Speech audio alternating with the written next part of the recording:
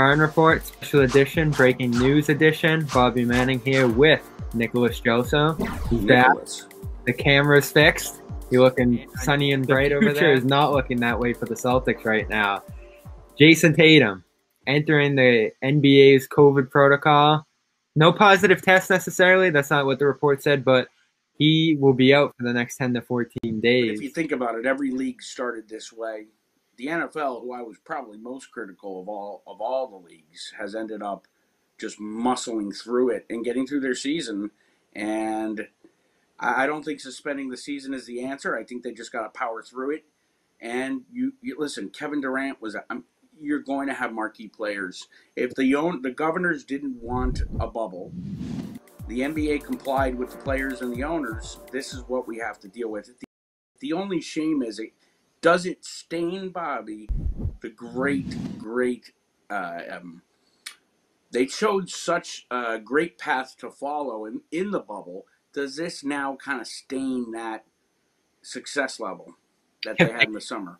If they have to postpone another season, if they can't get through this, then it certainly does. That's what everyone will remember more than the bubble. Don't you think they're going to wait until the vaccine and then just start vaccinating? I mean, really, they have to muscle through probably 60 days, 45 days, I would think. For March 5th is what they have scheduled right now, all very tightly condensed. You know, the Celtics are going to play 7 games over this period that Tatum's. Well, and that's the implication. But first, let's keep talking COVID for a minute.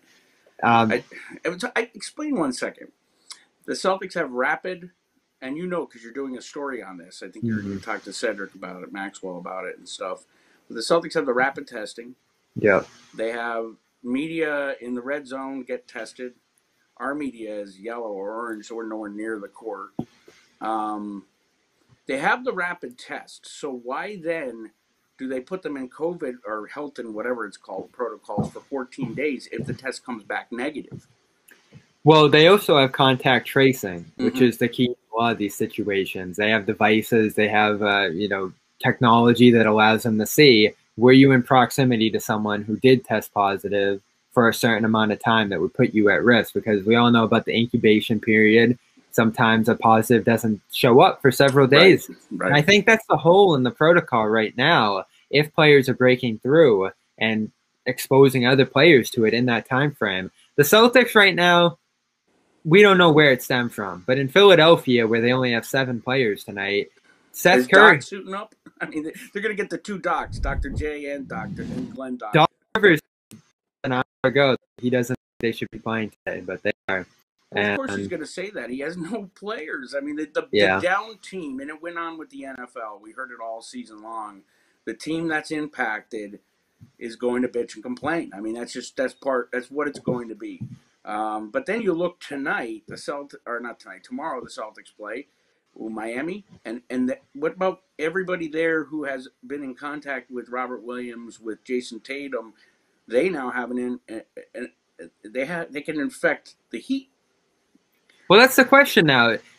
Tatum was in contact with Robert Williams on that road trip. There's no doubt about that. And who knows if that's what they're tracing him to. We don't know if he's positive.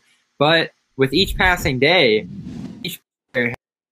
and he tests out yesterday, but does he test out tomorrow? Like, we test the every day, on days. But we know stuff can slip through testing over a certain amount of period of time. And during that time, additional players could be exposed. Referees could be exposed. Coaches, staff members. And this could just spiral out of control. Operation, security, you name it, all the way up and down. I mean, you're talking about, no, there's not 20,000 people in the arena, but there's a couple hundred. Now, I can tell you outright, the security measures they're not absurd in a bad way, but they're really stringent. I mean, you're wearing a device that tells operations where you are at all times. Yeah. So you're in.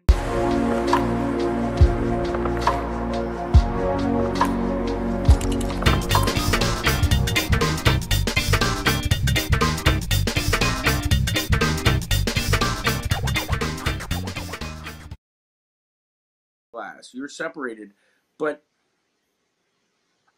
I guess again, I keep going back to all the other leagues because this happened. What is the difference in the NBA protocols compared to NFL? say. They had no protocols, really. I mean, it seemed that way. I know they did, but, what's the difference? The key difference between the two leagues is the NFL has what?